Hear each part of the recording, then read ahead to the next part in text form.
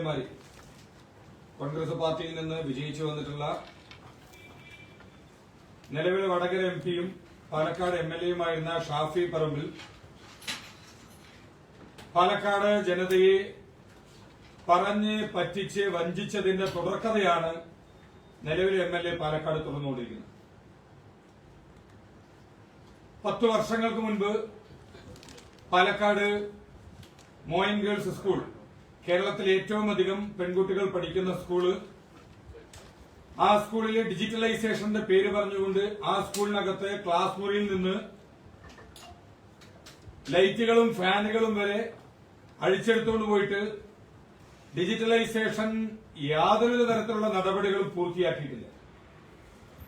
ആ സ്കൂളിൽ അന്ന് പഠിച്ചുകൊണ്ടിരുന്ന പെൺകുട്ടികളുടെ മക്കൾ ഇന്ന് ആ സ്കൂളിലെ വിദ്യാർത്ഥികളാണ്. എന്നാണ് മോയൻസ് സ്കൂളിലെ ഡിജിറ്റലൈസേഷൻ പൂർത്തിയാകുക എന്ന് വ്യക്തമാക്കുവാൻ പാലക്കാടിന്റെ എംഎൽഎ തയ്യാറാണ്. 2, പാലക്കാട് എംഎൽഎയുടെ സ്വപ്ന പദ്ധതിയായി കൊട്ടിഘോഷിച്ച് നടക്കുന്ന പാലക്കാട് മെഡിക്കൽ കോളേജിൽ ഇന്നും ഒരു മോർച്ചറി പോലും ഇല്ല എന്ന് പറയുന്നത് വളരെ ദയനീയമായ സാഹചര്യമാണുള്ളത്. അടിയന്തര ഘട്ടത്തില് നിരവധിയായ ശസ്ത്രക്രിയകൾക്ക് ഇന്നും ആശ്രയിക്കേണ്ടി വരുന്നത് അയൽ സംസ്ഥാനമായ കോയമ്പത്തൂരിനെയോ തൃശൂർ ജില്ലയെയോ ആണ്. അപ്പൊ ഇത്തരത്തിൽ പാലക്കാട്ടെ ജനങ്ങളെ പറഞ്ഞ് പറ്റിച്ച് വഞ്ചിക്കുന്ന സമീപനമാണ് കഴിഞ്ഞ കുറച്ച് കാലങ്ങളായി പാലക്കാട് എംഎൽഎയുടെ ഭാഗത്തുനിന്ന് ഉണ്ടായിട്ടുള്ളത്. അതോടൊപ്പം തന്നെ ഇവിടെ പാലക്കാട് ഉപതെരഞ്ഞെടുപ്പ് ഉണ്ടാവാനുണ്ടായ സാഹചര്യം എന്ന് പറയുന്നത് നിലവിലെ പാലക്കാട് എംഎൽഎയെ ഇവിടെ നിന്നും രാജിവെപ്പിച്ച് വടകരയിൽ മത്സരിപ്പിച്ച് പാലക്കാടൻ ജനതയ്ക്ക് മേൽ ഒരു ഉപതെരഞ്ഞെടുപ്പ് അടിച്ചേൽപ്പിക്കുകയും ആ ഉപതെരഞ്ഞെടുപ്പിലേക്ക് മത്സരിക്കുവാനായി കൊണ്ടുവന്ന സ്ഥാനാർത്ഥി എന്ന് പറയുന്നത് പാലക്കാട് എംഎൽഎ ആയിരുന്ന ഷാഫി പറമ്പിലിന്റെ സന്തത സഹചാരിയെ തന്നെയാണ് ഇവിടെ മത്സരിപ്പിക്കുവാനായിട്ട് കൊണ്ടുവന്നത്. പാലക്കാട് എംഎൽഎ ആയി വിജയിച്ചതിന് ശേഷം കേരളത്തിന്റെ ചരിത്രത്തിൽ ഇന്നേ വരെ ഇല്ലാത്ത രീതിയിൽ ഒരു നിയമസഭാ സാമാജികൻ തന്നെ ഭ്രൂണഹത്യയ്ക്ക് പ്രേരിപ്പിക്കുന്നതിന്റെ ശബ്ദ സന്ദേശം ഉൾപ്പെടെ പുറത്തു വന്നിട്ടും കോൺഗ്രസ് പാർട്ടിയുടെ നേതാക്കന്മാർ ഉൾപ്പെടെ കേരളത്തിന്റെ ബഹുമാനപ്പെട്ട പ്രതിപക്ഷ നേതാവ് കേരളത്തിലെ മുഴുവൻ മാധ്യമങ്ങളോടും വളരെ വിശദമായി തന്നെ പറഞ്ഞു, രാഹുൽ മാങ്കോട്ടത്തിനെതിരെ പരാതി ലഭിച്ചതിന്റെ അടിസ്ഥാനത്തിൽ തന്നെയാണ് അദ്ദേഹത്തിന്റെ പാർട്ടിയിലെ പ്രാഥമിക അംഗത്വത്തിൽ നിന്ന് അദ്ദേഹത്തെ പുറത്താക്കിയത്. കുറച്ചു ദിവസങ്ങൾക്ക് ശേഷം അദ്ദേഹം കുറച്ചുകൂടെ ക്ലാരിറ്റി അതിനകത്ത് വരുത്തി, ഇത് പാർട്ടി കൂട്ടായി എടുത്ത തീരുമാനമാണ് എന്ന്.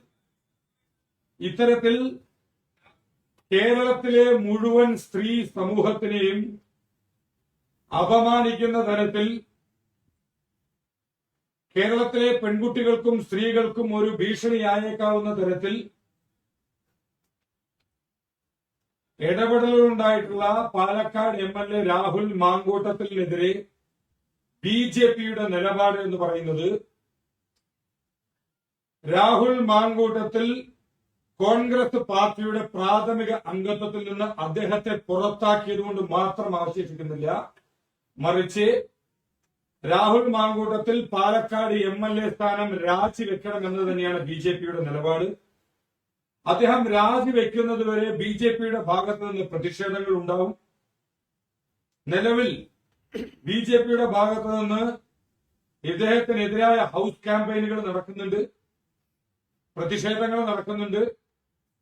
പാർട്ടിയുടെ നിലപാടെന്ന് പറയുന്നത്, ബിജെപിയുടെ നിലപാട് എന്ന് പറയുന്നത് രാഹുൽ മാങ്കൂട്ടത്തിനോടൊപ്പം ഭാരതീയ ജനതാ പാർട്ടിയുടെ ഒരു പ്രവർത്തകരും വേദി പങ്കിടരുത്, അദ്ദേഹവുമായി ബന്ധപ്പെട്ട് സഹകരിക്കരുത് എന്ന് തന്നെയാണ് ഭാരതീയ ജനതാ പാർട്ടിയുടെ നിലപാട്.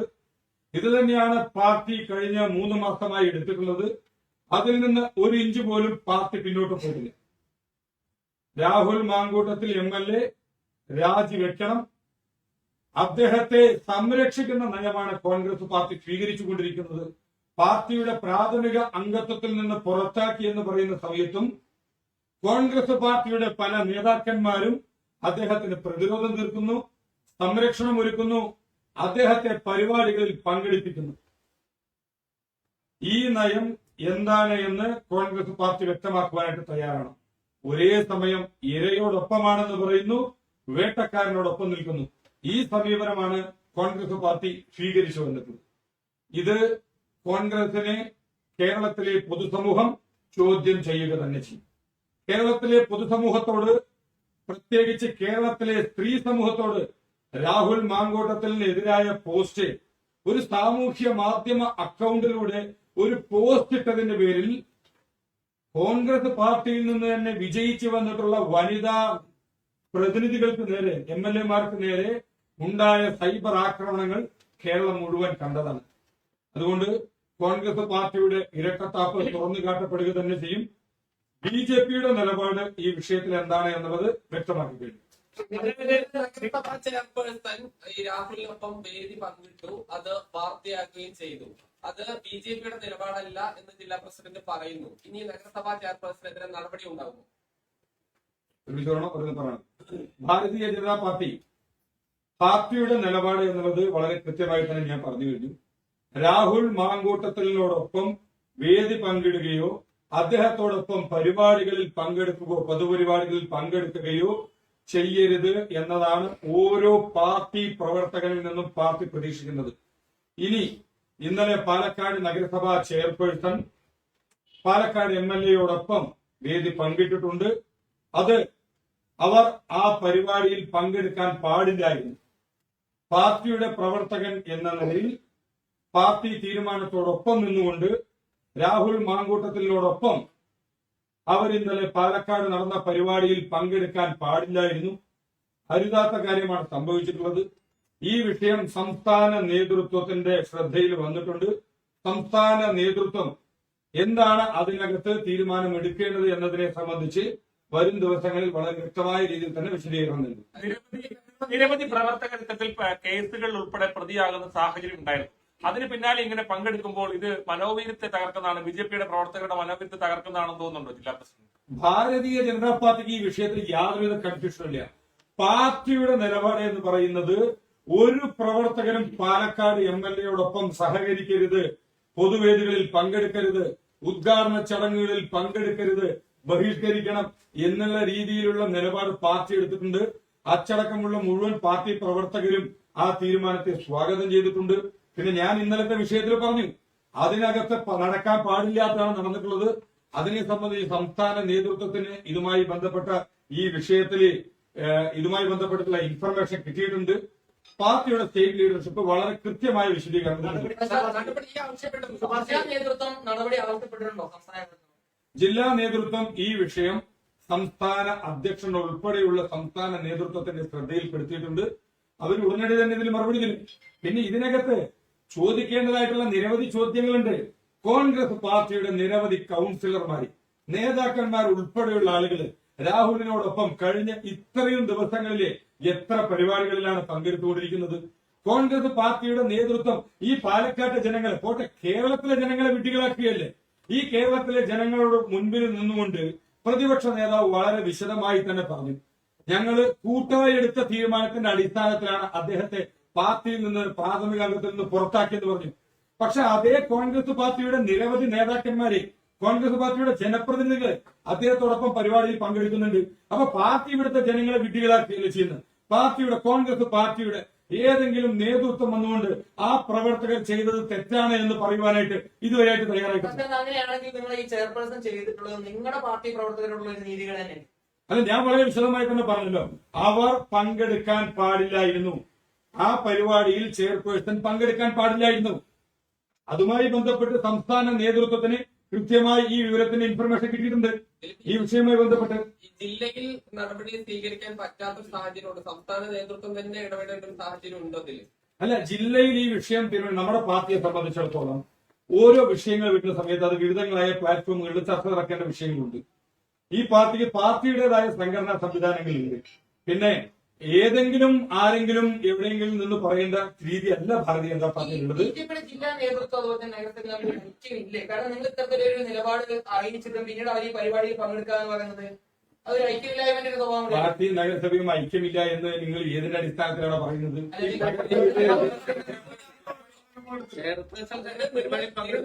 അല്ല, ചെയർപേഴ്സൺ ഈ പരിപാടിയിൽ പങ്കെടുക്കാൻ പാടില്ലായിരുന്നു എന്ന് പാർട്ടി പറഞ്ഞു. ഇതേ നിലപാട് തന്നെയാണുള്ളത്.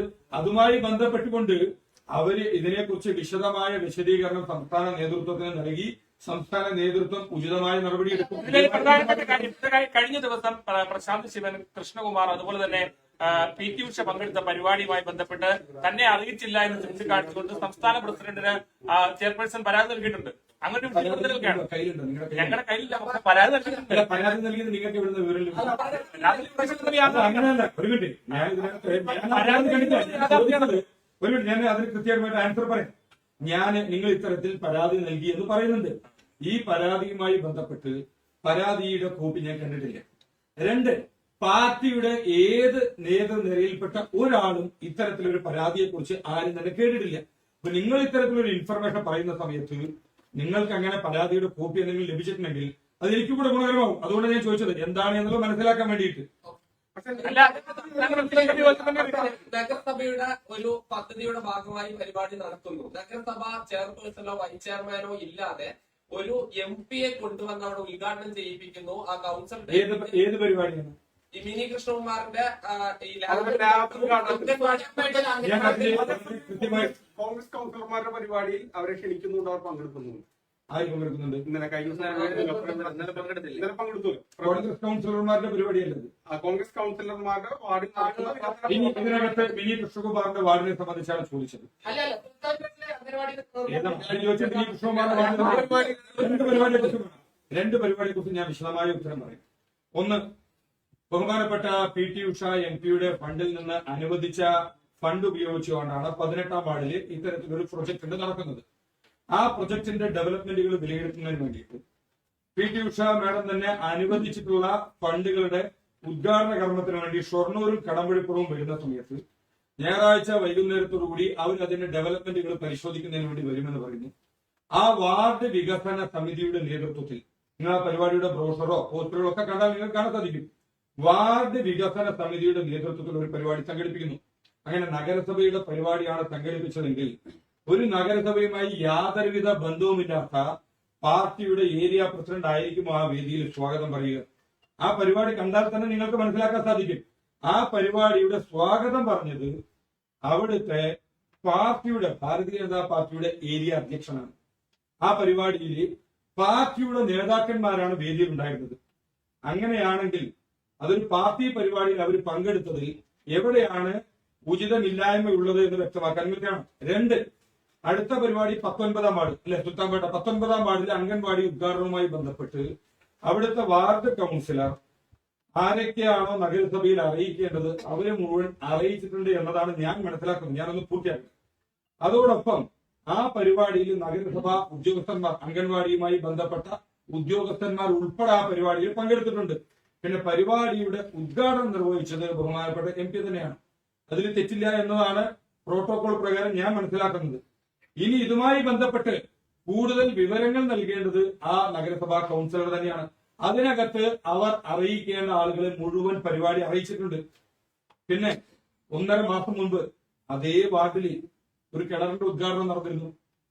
അന്ന് ഇതുപോലെ തന്നെ പ്രധാനപ്പെട്ട ആളുകൾ പങ്കെടുത്തില്ല. അതുമായി ബന്ധപ്പെട്ട ആളുകൾ മാത്രമാണ് അതിൽ പങ്കെടുത്തിട്ടുള്ളത്. അപ്പൊ ഇത്തരത്തിൽ എന്തെങ്കിലും വിവാദങ്ങൾ ഉണ്ടാക്കുന്നതിന് വേണ്ടി കോൺഗ്രസ് കൗൺസിലർമാരുടെ പരിപാടിയിൽ നഗരസഭാ ചെയർപേഴ്സൺ പങ്കെടുത്തുവെന്നും BJP കൗൺസിലർമാരുടെ പരിപാടിയിൽ പങ്കെടുത്തിട്ടില്ല എന്നും പാർട്ടി നഗരസഭാ ഭരണവും തമ്മിൽ ഇത്തരത്തിൽ അസ്വാരസ്യങ്ങൾ ഉണ്ട് എന്ന് വരുത്തി തീർക്കാനുള്ള ശ്രമമാണ് ഇതിലൂടെ നടക്കുന്നത്. ഇത് പാലക്കാട്ടെ പാർട്ടിയും നഗരസഭാ ഭരണവും വളരെ ശക്തമായി ഒരുമിച്ച് തന്നെയാണ് മുന്നോട്ട് പോയിക്കൊണ്ടിരിക്കുന്നത്. വരാനിരിക്കുന്ന അടുത്ത ദിവസം തന്നെ ബഹുമാനപ്പെട്ട കേന്ദ്രമന്ത്രി പങ്കെടുക്കുന്ന പരിപാടിയും നഗരസഭയിൽ നടക്കാൻ പോകുന്നു.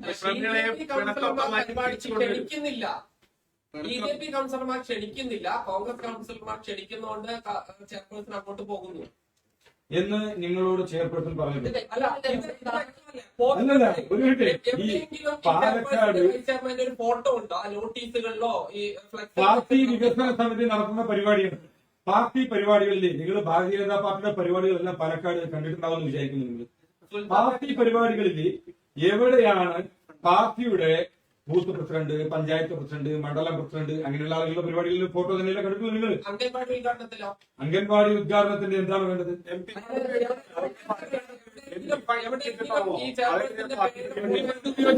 അംഗൻവാടി ഉദ്ഘാടനം MP ഫണ്ട് ഉപയോഗിച്ചിട്ട് അല്ലല്ലോ. അംഗൻവാടി ഉദ്ഘാടനത്തെ കുറിച്ചല്ല പാർട്ടി പരിപാടി ഞാൻ പറഞ്ഞത്. പാർട്ടി വികസന സമിതിയുടെ നേതൃത്വത്തിൽ ഒരു പ്രോഗ്രസ് വിലയിരുത്താൻ വേണ്ടി ഒരു MP വരുന്ന സമയത്ത് അവർക്ക് സ്വീകരണം കൊടുക്കാൻ പാടില്ല എന്ന് എവിടെയെങ്കിലും അല്ല, പറഞ്ഞു? അതൊക്കെയാണ്. പക്ഷെ പൊതുപരിപാടികളിൽ പങ്കെടുക്കുമ്പോൾ, അതായത് ഫണ്ട് നൽകുന്ന പരിപാടികളിൽ പങ്കെടുക്കുമ്പോൾ അതിന്റേതായ അതിന്റെ ഉദ്ഘാടനമല്ലോ. ഇതിനകത്ത് ഒപ്പം വാർഡിൽ നടന്നിട്ടുള്ളത് ആ ഒരു പരിപാടിയുടെ ഉദ്ഘാടനമേ അല്ല. ഒരു പരിപാടിയുടെ ഉദ്ഘാടനമാണ് നടത്തുന്നത്. നിങ്ങൾ ഉൾപ്പെടെയുള്ള എല്ലാ ആളുകളും അവിടെ ഉണ്ടായിരുന്നല്ലോ. ഒരു പുരോഗതി വിലയിരുത്തുന്നുണ്ട്. MP ഫണ്ട് ഉപയോഗിച്ചാണ്. അത് PT Usha MP Rajya Sabha MP ആണ്. MP ഫണ്ട് ഉപയോഗിച്ചുള്ള ഒരു പരിപാടിയാണ് പാർട്ടി പരിപാടി എന്ന് പറയാൻ പറ്റും. അല്ല, ഇതിനകത്ത് MP ഫണ്ട് ഉപയോഗിച്ചിട്ടുള്ള പരിപാടിയുടെ ഭാഗമായിട്ടുള്ള എന്ത് ഉദ്ഘാടനമാണ് അവിടെ നടന്നത്? അവർ അതിന്റെ പുരോഗതി വിലയിരുത്താൻ വേണ്ടി വന്ന സമയത്ത് MPക്ക് ഒരു സ്വീകരണ പരിപാടി ആ വാർഡിൽ കൊടുക്കുന്ന സമയത്ത് ഒരു MPയെ, ഭാരതീയ ജനതാ പാർട്ടിയുമായി ബന്ധപ്പെട്ട് പ്രവർത്തിക്കുന്ന ഒരു MPയെ സ്വീകരിക്കാൻ ഭാരതീയ ജനതാ പാർട്ടിയുടെ പ്രവർത്തകന്മാർ പാടില്ല. ഒരു തരത്തിലും അവിടെ നടന്നത് ഒരു സ്വീകരണ പരിപാടിയല്ല, മറിച്ച് കൃത്യമായ ഒരു ഉദ്ഘാടന പരിപാടിയാണ്. ആ പ്രസംഗം അല്ല, ഉദ്ഘാടന പരിപാടിയല്ല. ഉദ്ഘാടന പരിപാടിയല്ല. അല്ല, ഉദ്ഘാടന പരിപാടി നടക്കണമെങ്കിൽ അവിടുത്തെ പ്രോജക്ടിന്റെ പൂർണ്ണമായ പണി കഴിഞ്ഞു. ചില മാറ്റങ്ങളോ അതുപോലെ തന്നെ വാതിൽ കട്ടിൽ വെക്കുന്ന ചടങ്ങായിരുന്നു അത്. ആ പരിപാടിയിലേക്ക് ഈ നഗരസഭയുടെ ഒരു പദ്ധതി ആയിട്ടാണ് അത് വരുന്നത്. സ്വാഭാവികമായിട്ട് നഗരസഭ ചെയർപേഴ്സൺ ഉണ്ടായിരുന്നെങ്കിൽ എന്തെങ്കിലും പ്രശ്നമുണ്ടോ? അല്ല, അതിനകത്ത് വാർഡ് വികസന സമിതിയുടെ നേതൃത്വത്തിൽ ഒരു MPക്ക് ഒരു സ്വീകരണം അവിടെ കൊടുക്കുന്നതിൽ എന്താണ് തെറ്റുള്ളത്? സ്വീകരണമായിരുന്നില്ലല്ലോ. അല്ല, അല്ല എന്ന് നിങ്ങൾക്ക് എങ്ങനെ മനസ്സിലായത്?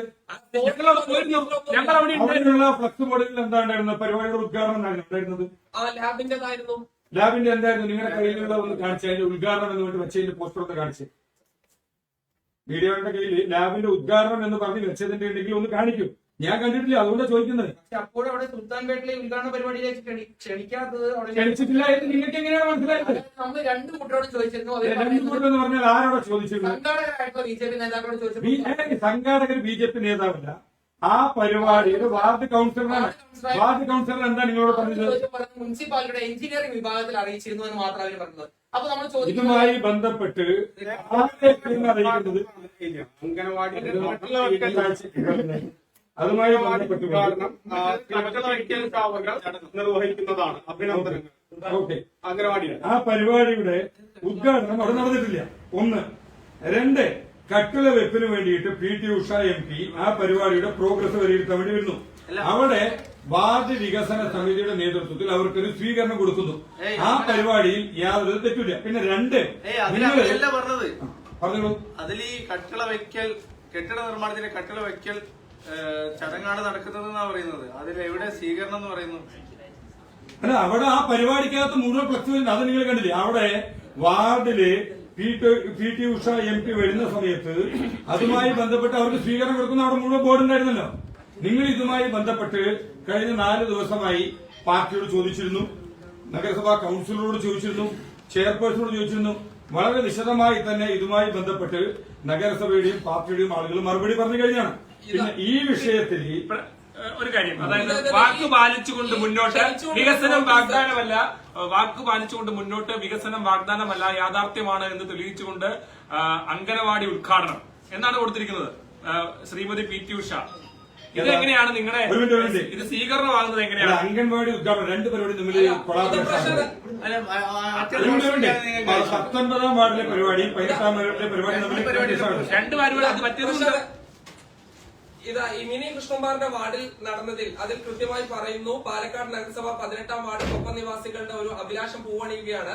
കൊപ്പം ഹെൽത്ത് സെന്ററിനോടനുബന്ധിച്ച് ബയോമെഡിക്കൽ ലാബ് കെട്ടിടം PT ഉഷ രാജ്യസഭ MP ഫണ്ടിൽ നിന്ന് അവസാനം PT ഉഷ MP ഇത് ഉദ്ഘാടനം നിർവഹിക്കുന്നു എന്ന് കൃത്യമായി ഉണ്ട്. അതെ, അതായത് PTUC MP നിർവഹിക്കുന്ന കെട്ടിട നിർമ്മാണത്തിന് കട്ടള വയ്ക്കൽ പ്രസ്തുത ചടങ്ങിൽ നടക്കുന്നു. അതെങ്ങനെ കൊപ്പം ഹെൽത്ത് സെന്റർ എന്ന് വെച്ചാൽ ഒരു ബയോമെഡിക്കൽ ലാബ് കെട്ടിടം ശ്രീമതി PTUC MPയുടെ MP ലാബ് ഫണ്ടിൽ നിന്ന് 15 ലക്ഷം രൂപ ഉപയോഗിച്ച് നിർമ്മിക്കുകയാണ്.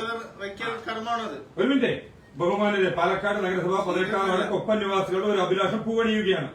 കൊപ്പം ഹെൽത്ത് സെന്ററിനോടനുബന്ധിച്ച് ഒരു ബയോമെഡിക്കൽ ലാബ് കെട്ടിടം ബഹുമാനപ്പെട്ട ശ്രീമതി PTUC MPയുടെ രാജ്യസഭ MPയുടെ MP ലാബ് ഫണ്ടിൽ നിന്ന് 15 ലക്ഷം രൂപ ചെലവഴിച്ച് നിർമ്മിക്കുകയാണ്.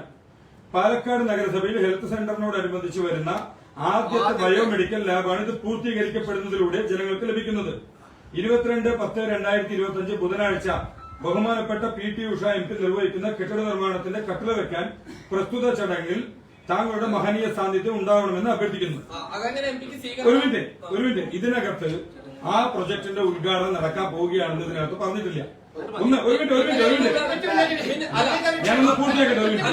പ്രശാന്ത് പറഞ്ഞത് രാജ്യസഭ MPക്ക് സ്വീകരണം എന്നാണ്, പക്ഷെ ഇതിൽ അതേ അല്ലല്ലോ പറയുന്നത്. രാജ്യസഭ MPക്ക് സ്വീകരണം എന്ന് പറഞ്ഞുകൊണ്ട് അവിടെ ഫ്ലക്സ് ബോർഡുകൾ ഉൾപ്പെടെ വെച്ചുകൊണ്ട് പാർട്ടി നടത്തിയ പരിപാടി ഉണ്ട് അവിടെ. അല്ല, ഒരു മിനിറ്റ്, പാർട്ടി MP ആ ഒരു പദ്ധതിക്ക് വരുന്ന സമയത്ത് MPക്ക് ഒരു സ്വീകരണം കൊടുക്കാൻ പാടില്ലെന്നുണ്ടോ? അല്ലല്ല, ഒരു മിനിറ്റ്, നിങ്ങൾ പറയുന്നതില് നിങ്ങൾ ബോധപൂർവ്വം ഇനിയിപ്പോ നിങ്ങൾ സ്വീകരണം കൊടുത്തു എന്ന് കരുതുക, അപ്പൊ തന്നെ അതിന്റെ കൂടെ തന്നെ ഒരു പദ്ധതി ഇവിടെ ഉദ്ഘാടനം ചെയ്യപ്പെടുണ്ടല്ലോ. ഇവിടെ ചെയർപേഴ്സൺ ഒരു മിനിറ്റ്, ഇവിടെ ഒരു പരിപാടിക്ക് MP വരുന്നു. പാർട്ടിയുടെ പഞ്ചായത്ത് പ്രസിഡന്റ്, ഏരിയ പ്രസിഡന്റ് സ്വാഗതം പറയുകയാണെങ്കിൽ മുനിസിപ്പാലിറ്റിയുടെ പരിപാടിയിൽ പാർട്ടിയുടെ ഏരിയ പ്രസിഡന്റ് സ്വാഗതം പറയും. അല്ല, അവിടെയാണ് പ്രശ്നം. ഒരു മിനിറ്റ് ഞാനൊന്ന് നഗരസഭയുടെ പരിപാടി അല്ല. നഗരസഭയുടെ പരിപാടി. ഞാൻ അവിടെ കൊപ്പത്ത് PTUC പങ്കെടുത്ത പരിപാടിയുടെ ഉദ്ഘാടനം എന്ന് പറഞ്ഞ് നിങ്ങൾ പറയുന്ന ഈ പരിപാടി, അത് പാർട്ടി പരിപാടിയിൽ പാർട്ടിയുടെ ഏരിയ പ്രസിഡന്റ് സ്വാഗതം പറഞ്ഞുകൊണ്ട് പാർട്ടിയുടെ വികസന സമിതി, വാർഡ് വികസന സമിതി നടത്തിയ പരിപാടിയായിരുന്നു അത്.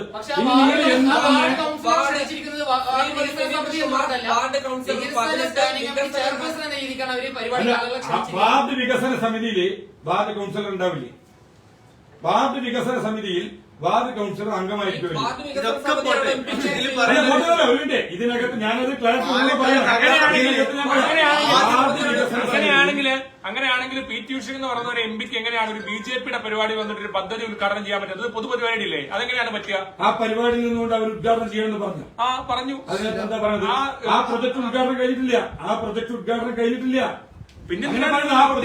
കഴിഞ്ഞിട്ടില്ല.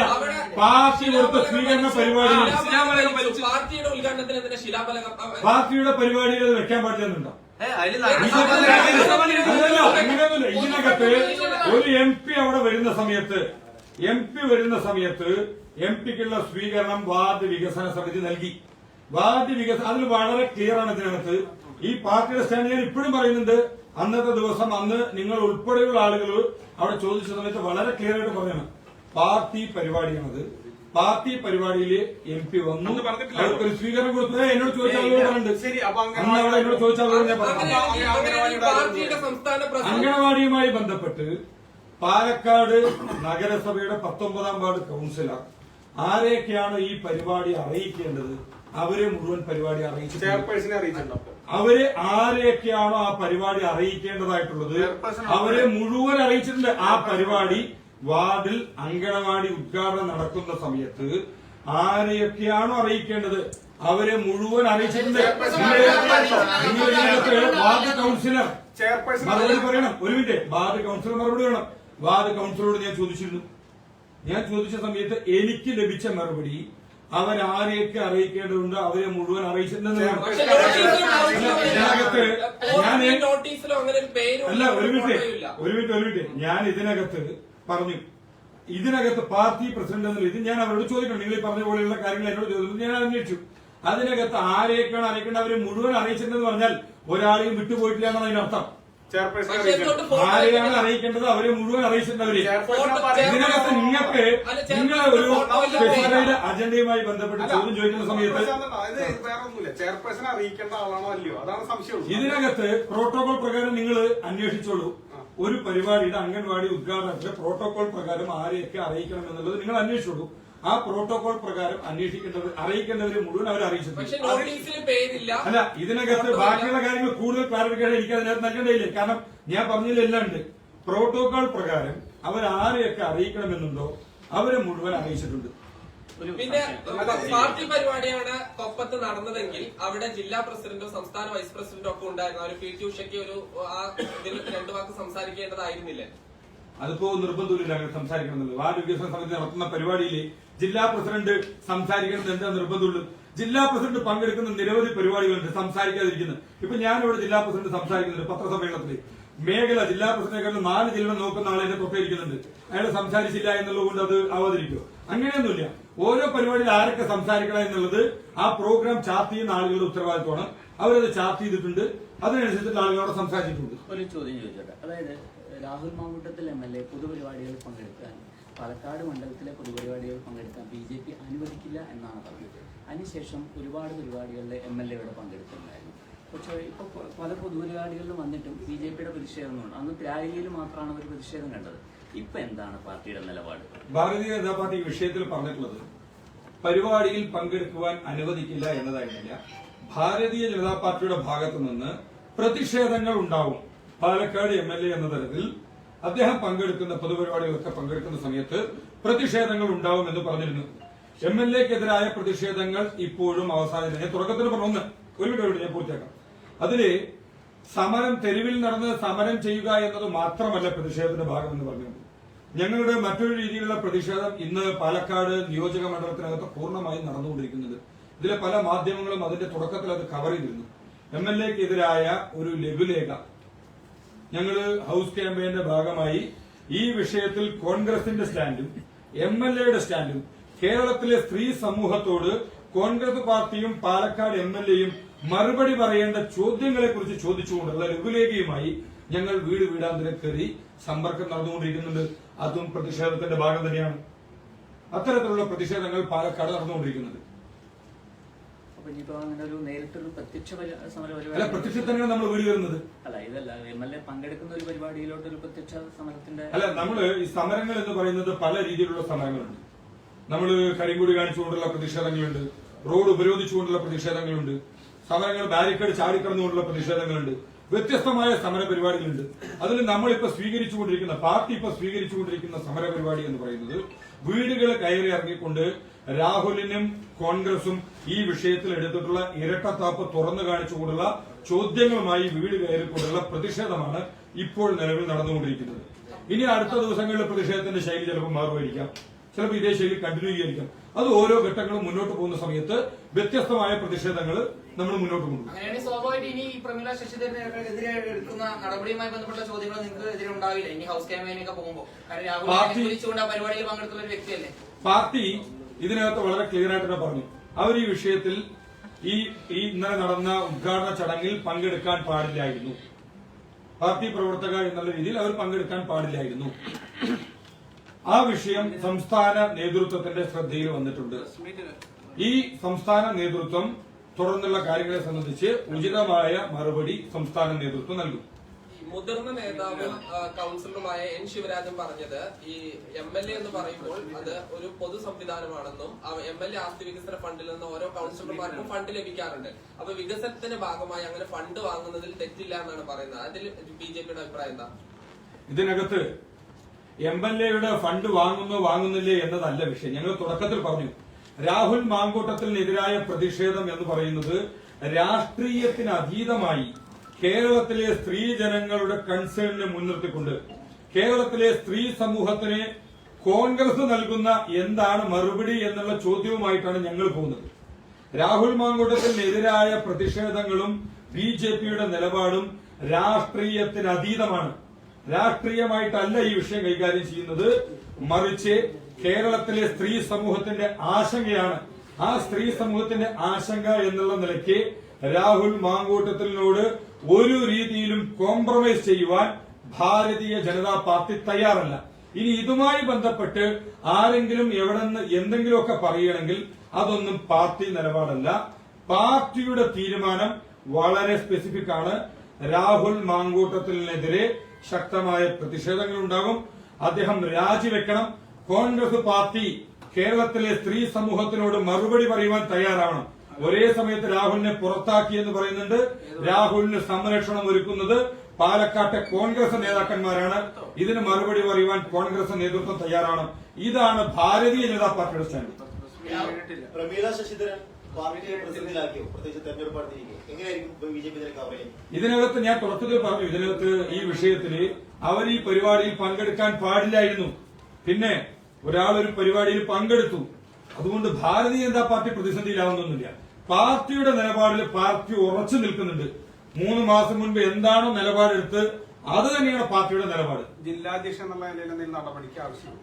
ഇതിനകത്ത് പാർട്ടിയുടെ ഏത് ഫോറത്തിൽ ഞാൻ എന്തൊക്കെ അവതരിപ്പിക്കണം അത് ഞാൻ വളരെ വിശദമായി തന്നെ അവതരിപ്പിച്ചിട്ടുണ്ട്. അത് ചില കാര്യങ്ങൾ നമുക്ക് പത്രക്കാർക്ക് മുൻപിൽ തുറന്നു പറയാൻ പറ്റുന്നതായിരിക്കും, ചില കാര്യങ്ങൾ പറയാൻ പറ്റില്ല. ഒരു പാർട്ടി പ്രവർത്തകൻ എന്ന നിലയിൽ പാർട്ടിയുടെ ഏത് ഫോറത്തിലാണോ ഇത് ചർച്ച ചെയ്യേണ്ടത് ആ ഫോറത്തിൽ ഈ വിഷയം അതിന്റേതായ ഗൗരവത്തിൽ ഞാൻ അവതരിപ്പിച്ചിട്ടുണ്ട്.